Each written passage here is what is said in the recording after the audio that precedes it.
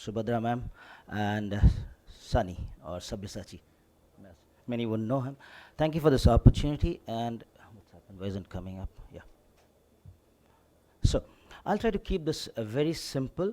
The idea is to initiate you into the process of patenting. So I guess all of us who are in this room have had a great idea at some point or the other. So that's the reason we are over here. So I am an eye surgeon, inventor, entrepreneur, and of course I have a financial interest in terms of my holdings in MedInvent Devices Private Limited. So the idea is whether you invent, patent, or commercialize, the patent is the heart of the invention. So why do we talk about this to doctors? We are always full of good ideas, but most of us are unaware of the process to take it to fruition. And the most important thing is it is believed that it is unholy and sinful for doctors to earn from anything other than patient care. You can be racing horses, you can be gambling, you can be doing everything else, but when you invent a device and you want to commercialize and earn from it, it is unholy. Doctor kyun paise banayega? Okay, so let's get out of the mindset. Let's educate ourselves. Let's educate our colleagues. So there are a few standard checks once you have a great idea. Is it a great idea? What kind of great idea? And what to do, how to do, and when to do. Once you break it down into these simple 5 steps or standard checks, you will have a more organized approach to your work. So the first thing, what would you do when you have a great idea? Can any of the young people over here tell us, what would you do? You'd probably go and tell your friends, your boss, you want to impress him, get some brownie points. Well, that's what we do, and that's exactly what you're not supposed to do. Okay, so you have to curb your enthusiasm. Don't discuss, don't present, don't publish to start with. Hold it, hold your guns.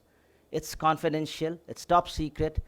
Get it somewhere and then start talking about it. Otherwise, you'll have that look on your face. Right?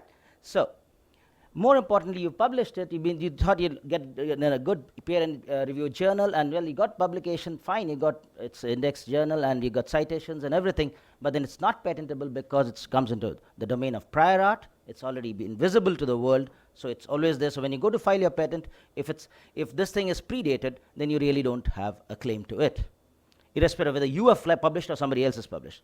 So there are 3 important guidelines: talk intelligently, deal methodically, and work diligently, because our time and resources are very precious. So, is it really a great idea? You need to be ruthlessly critical. Save yourselves time and energy, money, emotion. You can think that you have a brilliant idea, spend lots of money on it, and then you'll realize that somebody has done some version of it, has already published a patent, or it's got dumped, whatever it is, and then you lose entire thing. You make a total fool of yourself. It's emotionally draining. So the 3 sets that you need to fill is it desirable to users? What is possible, feasible in technology, by technology? Is it viable in the marketplace? If you have checked these 3 boxes, then you have an innovation in place, and then it's worth proceeding with the next steps. So, is it a new great idea? It's a great idea, but is it a new great idea? Only then we are talking of patenting. Otherwise, it's just a great idea. So, we don't want to, like we all said, we don't want to reinvent the wheel. So, how do you find out whether it's a new great idea or not? There is patent literature freely available. You don't need a lawyer to start with. You can go on to a patent agent or a lawyer, you can do that. But then you don't need that to start with. You got Google Patent, you got WIPO, World Intellectual Property Organization, USPTO, the INPASS. These are all free searches, and you can really get a good hang of whether your idea is really good or not. So you can look at granted, not granted, pending, abandoned, whatever. However way, there are different ways of searching. Look at non-patented literature. Non-patented literature also becomes prior art. Whether it's patented or not, it does not make it prior art. So when you say prior art, that means it's been there in the public domain before. So when you do a Google search, you must include non-patented literature. Then you get all kinds of literature that is there. You can do that in WIPO also. You can do that in USPTO. And in fact, the USPTO has a web-based tutorial which teaches you and takes you through a hand-holding course. It's about 38 minutes, and this in-pass is also fairly good in about this Indian search system.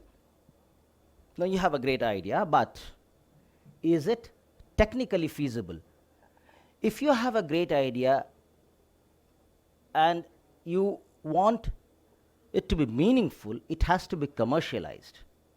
If it's not going to be commercialized, it's not going to be used, well, then you've not really achieved the ends that you started with. So you need to look at the technical feasibility, and current technology must be able to commercially produce it in a consistent, safe, and cost-effective way. Prototypes can be expensive. Anand will tell you all about that. Prototypes can be very expensive. We all deal with it. But then you have to know that, okay, commercially when I'm going to do this, in bulk production, the costs will come down. If viable in marketplace, now you look at it, whether it's patentable. So the best invention actually is something which you can commercialize anyway. Patent or no patent. Paisa to wapas aa jayega. So that's one thing. You will recover your costs, at least at the first mover advantage, and you recover your costs. Then you can think of patents and then building on that. That's bonus, right? So what is a patentable invention? This is the heart of this entire talk. Novelty. It must not be known to the world. And when it comes to novelty, there should be non-obviousness or an inventive step which is not obvious. I'll talk about this because we define often when I talk to our colleagues, we say, "Mera invention, sir, this is an invention." Then I have to, kind of break down and say, okay, what exactly is your invention?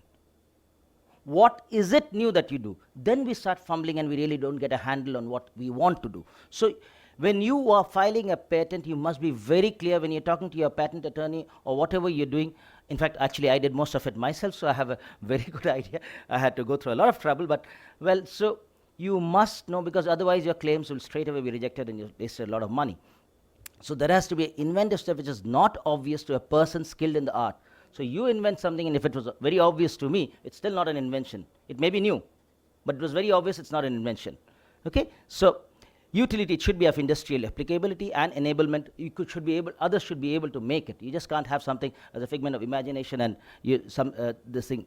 So now let's look at just my personal example. I have only one invention, so one invention which has gone forward. There are a lot of others which have got dumped.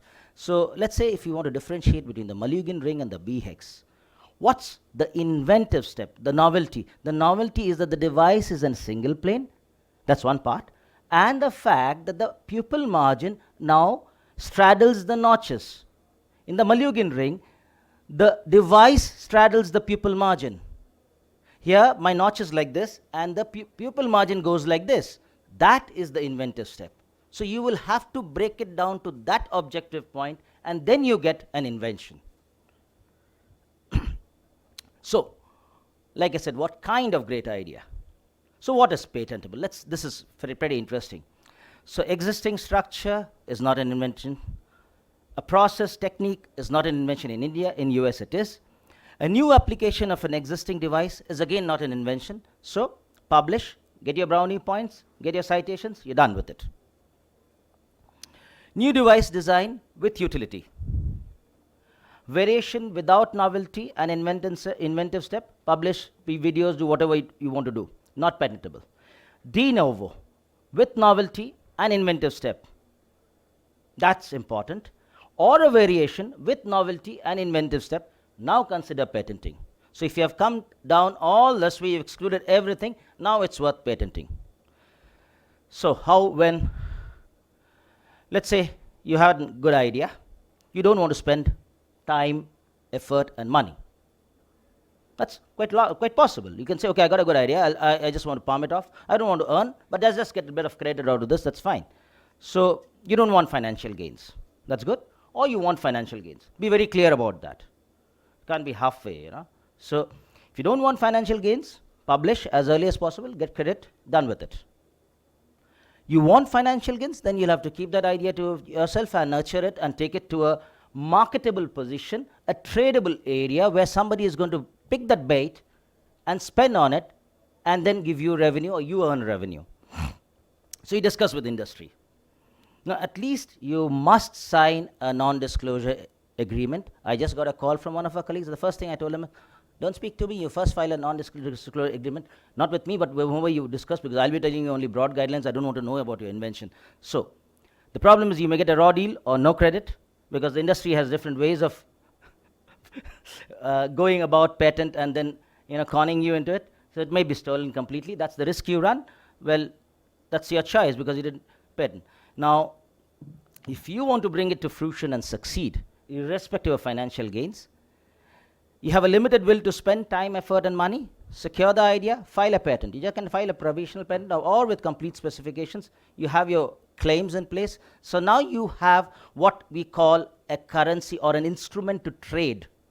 A patent is basically an instrument to trade. Okay? So then you start pitching to the industry. Then the industry will look into it. Okay, how good is this stuff? They will have their own lawyers to look into this and say, okay, yes, no, we've already got this and this is not worth it. It's not going to do the market. They'll do a market survey and see what's the demand, whether it's desirable, feasible and all. And then they'll come back. They either handhold with you and take you further, or they buy it out from you, whatever they do. If you can spend time, effort, but not money, then you file a patent, prove the concept, and apply for a grant, get insight, mentoring, networking. There's a lot of resources and pretty easily available and at no cost practically. You pitch to investors. Then that means you're willing to share your earnings. At what point you want to dilute your equity is up to you. Now, if you're willing to do whatever it takes to bring it to fruition, someone like me, crazy like me, well, you have to become an inventor, entrepreneur, and you have to be bitten by the bug. Okay? So that is, preparing a patent application is no big deal. We've all done our research, we've done our thesis, we've done a paper publications, just simple review of literature, description, drawings, and then claims. Claims have a structure, just like our abstracts, papers have structure. It's not rocket science. It's not rocket science. The patent lawyer will make it feel like as if it's rocket science, but they are most often a little more dumb than, rather, I would not use the word dumb. Okay, they're less knowledgeable than you are because it's your subject. It's the only thing you have to give it to them in a well-packaged manner so that they can take it forward. So patent filing fees is not big deal. It's just about $1,600, $1,750, depends upon what status online or whatever you're doing. Patent attorney fees is very expensive. That you can negotiate. Patent prosecution can be very expensive going further. In India it's not big deal, but when you go overseas, it's very expensive. I have, don't ask me how much I've spent. Okay, the process is long and arduous, anything from 3 to 5 years. Expect objections and rejections at every point. Every country does not want to give patent is country-based. There's nothing called an international patent. Patent is country-based. No country wants to give you a patent to start with. So your first application will get rejected when you go there. Do I have enough time? Yeah. So patent filing in India is, forget that big matrix over there. The whole idea was to show is you can do a provisional application and secure your idea. And then you have 12 months, 12 long months to sit on that idea, chew on that idea, talk to people, do your prototyping, see how well it's going. And you have 12 months actually to now do the spending and do whatever you want. So you have a long time to file your claims. So you have your drawing and description in place. Then you can go ahead and do your claims. That comes later. You can't deviate too much from your original filing, but yes, so this is the process of filing. If you file in locally, and then you have to go, what you call the Patent Cooperation Treaty, the PCT. It gives you access to 153 countries. All that I'm saying is all available online and very easy to read. So, and gives you another 2.5 years to think and decide how far you want to take this. That's very important. 30 months you get. So let's say at 0, you start. You file a patent, you have 12 months now to file your complete, let's say in India you file, and you have 12 months to file your complete specifications or what we call the claims, okay? And within this 12 months also you have to file your PCT application. Now once that's done, at the 16th month, now in this is typical, now each country has its own patent office and you can do that. And when you file a PCT application, what you want to do is you have to choose a ISA, International Searching Authority. Fortunately, we have one in India now. It's not very expensive. When I filed, it was not there, so we had to go to the European Searching Authority. So the ISA decides. Now, ISA, what they do is, it's a kind of common hub which now decides whether you're patentable or not. So it'll do a search and give you what is called a written opinion. Okay, and there is a so there is an international search report and a written opinion which comes at 16 months. And then you have another 2 months to change your claims if you want to. It really doesn't matter, because that you can keep changing further. And then you have at 18 months, you have what is called an international publication. So that is a written opinion. If it goes in your favor, damn good. You have really made it, you have killed it. Because then you can take that, that's your negotiating tool, you can take that to company and start saying, okay, I've got a written opinion which is in my favor, the international search report is in my favor, and this is halfway done. Okay, so then you have another few months, that is still 30 months, most countries, and 30 months, then you have to enter what is called the national phase. That's where the big bump is and the expenses skyrocket. Because then it's going to be in not 1, 5, 6, 8, 10, 12 lakhs per country. Okay, so you're really going to pay through your nose, be prepared for that, but then by that time you have an idea whether it's going to fetch that kind of money or not. So you have 30 months or 2.5 years. Now that's how a patent application looks. That's the US patent application that we have, and that's the Indian patent application. That's the US patent certificate. Certificate looks slightly different, but and this is the Indian patent certificate. And this is what it really carries. It gives you a patent number, the inventor, and who holds the patent, who's the owner of it, maybe a company or an individual. And this is the list of issued patents that we have in 17 countries. So you know how much I have doled out. And I got no support, so this is all from my own pocket. That's why I don't have a hospital or a great clinic. So what I'm trying to say is commercialization of a medical technology, success in science and success in business are two very different skill sets. All of us may not possess it. We can learn. We are learning every day. We're not good businessmen sometimes. Some are. But, well, the bottom line is, if you have a customer desirability, technical feasibility, and a business viability, you have an innovation. You must work on it. Think big. Start small, act fast. Thank you. I'll be leaving shortly because I've got a flight to catch, but I'll be happy to answer any questions now or later. You can just get in touch with me. I'm very accessible. Yeah, ma'am, you want to say something? No, I just think there's no email there. Oh, suven@gmail.com.